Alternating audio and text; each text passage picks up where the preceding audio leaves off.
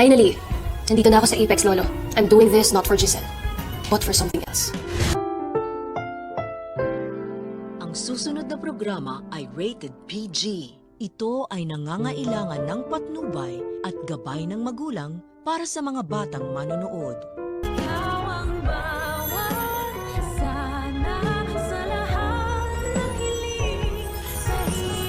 Please welcome our new VP for Finance, Mr. Eric Refuerzo.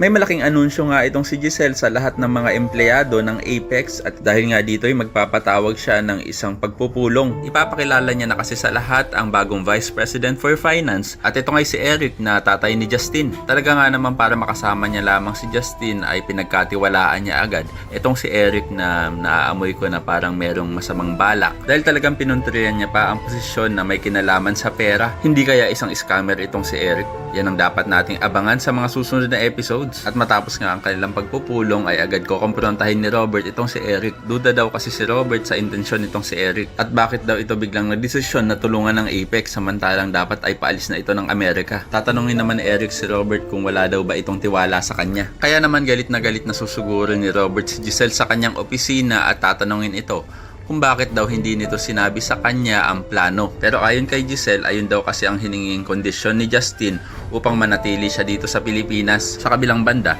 isang malaking palaisipan naman ang iniwang mga kataga nitong si Justin na hindi daw dahil kay Giselle ang ginawa niyang pagpayag na magtrabaho sa Apex. At mukhang ito ay para kay Lolo Pepe. At kung ano man ang misyon na iyan ay dapat nating abangan sa mga susunod na episodes. Sa kabilang banda, gagamitin pandahilan ni Doc Carlos ang paglipat umano ni Annalyn sa Apex kaya hindi niya ito isasama sa islat na mga pupunta sa Japan para sa seminar. Kaya naman maglalabas ng sama ng loob itong si Annalyn kay Harry na napaka-unfair naman daw yata ni Doc Carlos sa kanya. Kaya naman ko isa ka rin sa mga nagnanais na malaman na kung anong tunay na intensyon nitong si Justin sa pagpayag niya kay Giselle na magtrabaho sa Apex ay pakilike ang video na ito and don't forget to subscribe.